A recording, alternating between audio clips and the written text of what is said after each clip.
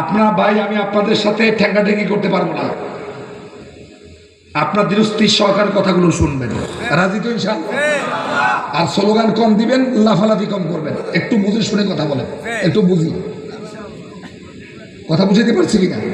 হ্যাঁ, দৃষ্টির একটু বসে কথা শুনেন। আমার একটা বদনাম আছে, বদনামটা হলো, এটা বদনাম না, এটাও সুনাম, আলহামদুলিল্লাহ। সেটা কি? আমার কণ্ঠ বাংলা ভাঙ্গা, আমি ভাঙ্গা নিয়ে বসি। এক মুফাসসির আরেক মুফাসসিরে বলে, এই মিয়া এই যে চরপেশনের রুহুল আমিন গলা ভাঙ্গা। গলা কি গলা যদি নাই থাকতো কি করতে পারতাম? ভাঙ্গা আছে আলহামদুলিল্লাহ, আমার দুল ভাঙ্গা নিয়ে আসি আলহামদুলিল্লাহ। আলহামদুলিল্লাহ, আমি আল্লাহর কাছে খুশি, আল্লাহ পছন্দ করে গলাটা ভাঙ্গা দিয়েছেন, আলহামদুলিল্লাহ। এই জন্য আপনার আমার কথা বুঝেন তো? হ্যাঁ, আবু দাউদ শরীফের হাদিস। কোন শরীফের হাদিস? আবু দাউদ শরীফের হাদিস। হাদিসটা হলো, জৈনেক এক সাহাবী আবি হুরায়রার কাছে আসলেন। রাসূলুল্লাহ সাহাবী আবি হুরায়রা রাদিয়াল্লাহু তাআলা আনহু মদিনার মসজিদে সাহাবীদেরকে নিয়ে ওয়াজ করছেন।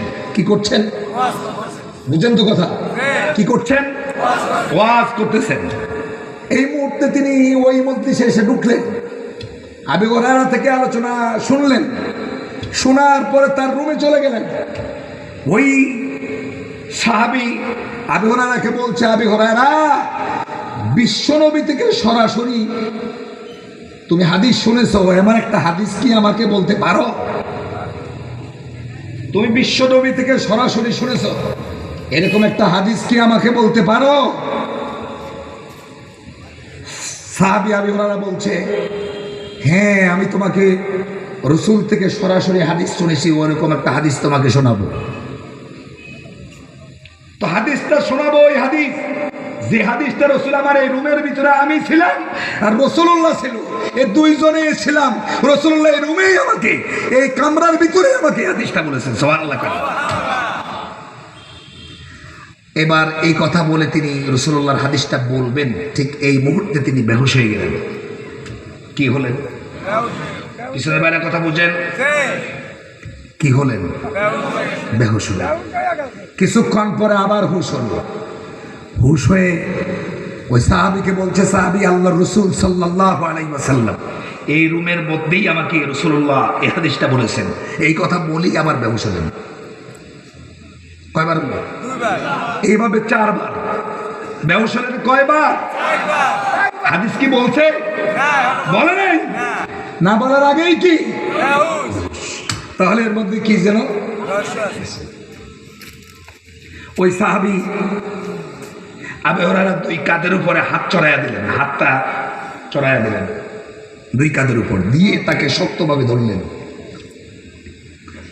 উনি বলছে, আবু হুরায়রা শরীর থেকে কম্পন যায় নাই, শরীরটা কাঁপতেছে। জড়াই ধরে বললাম, রাসূলুল্লাহ, সাহাবী আপনি একটু শান্ত হন, আমাকে রাসূলুল্লাহর হাদিসটা বলুন।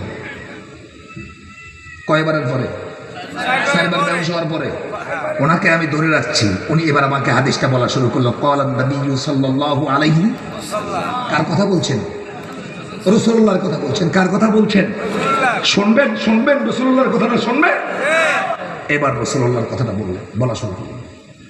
আল্লাহ রাসূল আমাকে বলছে, কিয়ামত যখন সংঘটিত হবে তখন হাসরের মাঠ থেকে তিনজন ব্যক্তিকে ডাক দিবে। কয়জন? তিনজন। একজন ব্যক্তি হলো আলেম, আরেকজন ব্যক্তি হলেন শহীদ, আরেকজন ব্যক্তি হলেন দানবীর। কয়জন হলো? তিনজন। প্রথমে আলেমকে ডাক দিবেন। আলেমকে বলবে আল্লাহ পাক, রাসূলুল্লাহ বলছেন, কিন্তু রাসূল বলছেন। কে বলছেন? যে প্রথম কাকে ডাকবেন? বলেন। ইয়া আলেম, তুমি তো আলেম ছিলে। তিনি বলবে, হ্যাঁ আমি আলেম ছিলাম আল্লাহ, আমি আলেম ছিলাম, আমি এলেম শিখেছি তোমার জন্য আর বিতরণও করেছি তোমার জন্য। কে বলবে? কে? আলেমে বলবে। আল্লাহ বলবে, তুমি তো আলেম ছিলে। উনি বলবে, আল্লাহ এলেম শিক্ষা করেছি তোমার জন্য আর শিক্ষা দিয়েছিও তোমার জন্য। আল্লাহ সাথে সাথে আলেমকে বলবে, আলেম তুমি তো মিথ্যু। তুমি কি বলবে?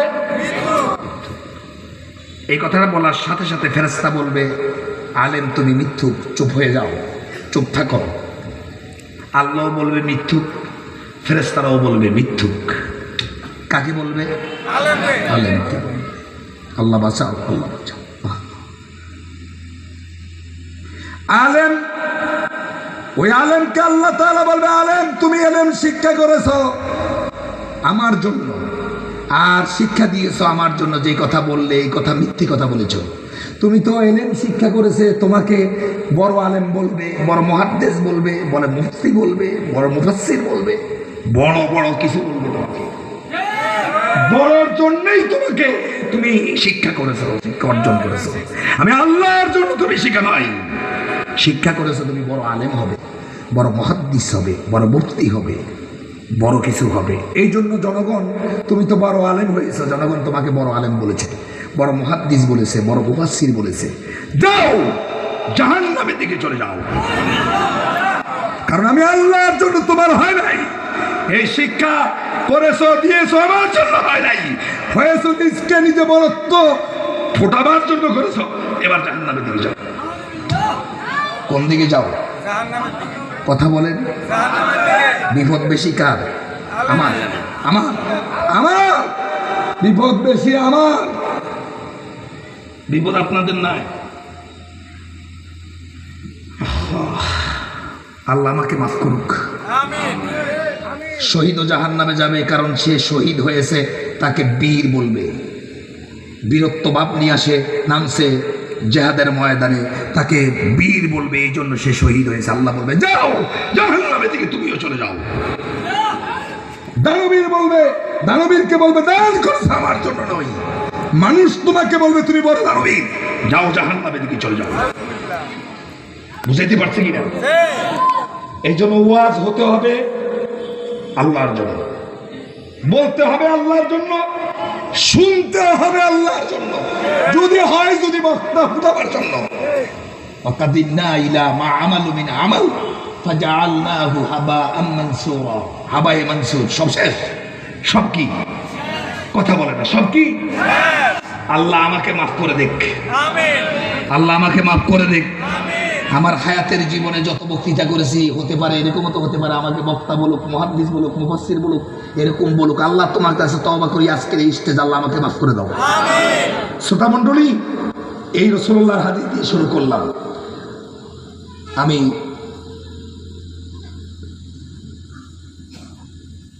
প্রথমে দরুদ সালাম পেশ করেছি মানবতার মহান শিক্ষক মুহাম্মদ রাসূলুল্লাহর পরে। রোহে মাগফিরাত কামনা করছি ওই সকল মর্দে মুমিনের জমিনে আল্লাহর কোরআনকে ওয়া কালিমাতুল্লাহি হিয়াল উলিয়া, আল্লাহর জমিনে আল্লাহর দ্বীনকে